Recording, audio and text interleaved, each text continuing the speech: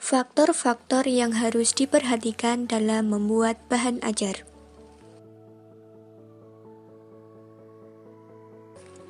Ada 7 faktor yang harus diperhatikan, seperti kecermatan isi, ketepatan cakupan, keterencanaan bahan ajar, penggunaan bahasa, perwajahan atau pengemasan, ilustrasi, dan kelengkapan komponen.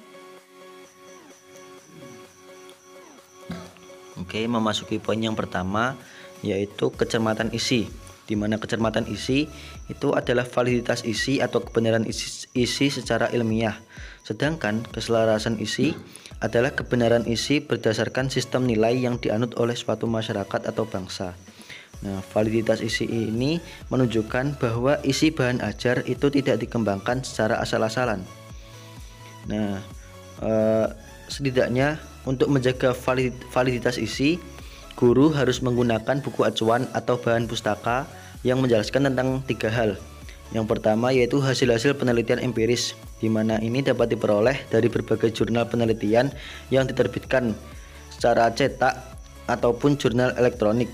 Kemudian yang kedua yaitu teori dan konsep, di mana teori dan konsep ini dapat diperoleh di ensiklopedia ataupun buku teks bidang ilmu.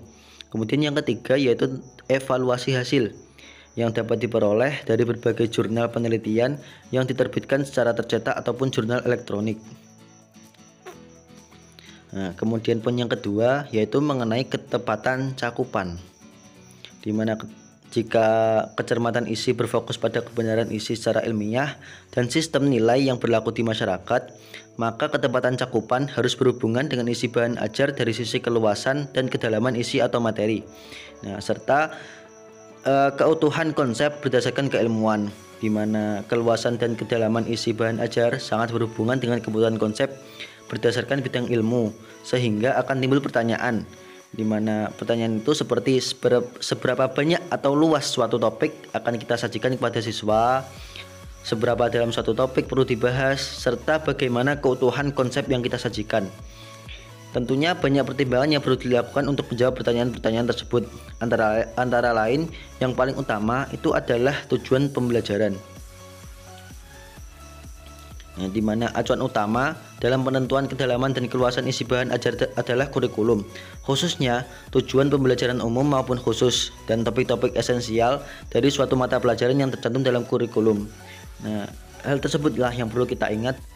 Keterencanaan bahan ajar. Isi bahan ajar dalam bentuk media apapun harus memiliki tingkat keterencanaan yang tinggi, yang dimana isinya dapat dipahami dan dimengerti dengan mudah oleh para siswa. Ada 6 hal yang mendukung tingkat keterencanaan bahan ajar. Yang pertama, pemaparan logis. Isi bahan ajar dipaparkan secara logis mulai dari yang umum ke yang khusus ataupun sebaliknya. Yang kedua, penyajian materi yang sistematis. Bahan ajar hendaknya disajikan secara sistematis, yaitu tidak meloncat-loncat alias runut. Yang ketiga, contoh dan ilustrasi yang memudahkan pemahaman. Prinsip utama dalam pemilihan contoh dan ilustrasi adalah ketepatan contoh dan ilustrasi untuk memperjelas teori atau konsep yang dijelaskan serta dapat menarik dan bermanfaat bagi siswa. Yang keempat, alat bantu yang memudahkan pemahaman. Yang kelima, format yang tertib dan konsisten. Dalam bahan ajar cetak, audio, dan video, guru diharapkan kreatif untuk menciptakan tanda ataupun format khusus yang dapat digunakan secara konsisten untuk mempermudah siswa belajar. Yang keenam, adanya penjelasan tentang relevansi antar topik dan manfaat bahan ajar. Bahan ajar dapat berperan sebagai suatu bahan utama yang digunakan dalam pembelajaran di dalam kelas atau sebagai alat bantu siswa dalam belajar. Di samping itu, bahan ajar juga perlu menjelaskan keterkaitan antar topik yang dibahas dalam bahan ajar dengan topik dalam mata pelajaran yang lainnya. Yang keempat, penggunaan bahasa. Ragam bahasa yang digunakan dalam bahan ajar biasanya ragam bahasa komunikatif yang lugas dan luwes. Penggunaan bahasa komunikatif ini akan membuat siswa merasa seolah-olah mereka sedang berinteraksi dengan gurunya sendiri melalui tulisan-tulisan yang disampaikan. Pada poin kelima ini yaitu perwajahan atau pengemasan. Perwajahan atau pengemasan ini berperan dalam perancangan atau penataan letak informasi dalam suatu halaman cetak. yang kemudian akan dikemas dalam bentuk paket bahan ajar multimedia. Berikut beberapa contoh rancangan tata letak informasi untuk setiap bagian bahan ajar. Contoh yang pertama yaitu judul, kemudian contoh kedua bagian isi, contoh ketiga bagian tujuan, contoh keempat bagian contoh, kemudian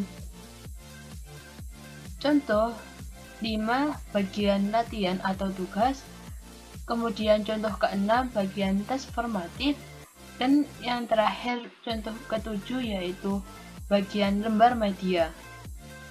Selanjutnya poin ke-6 yaitu ilustrasi. Ilustrasi digunakan untuk memperjelas pesan atau informasi yang disampaikan.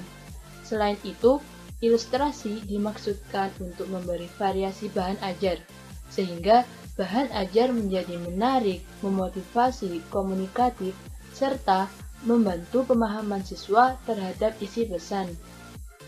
Biasanya, ilustrasi digunakan dalam bahan ajar, antara lain berupa tabel, diagram, grafik, kartun, foto, simbol, dan yang lainnya.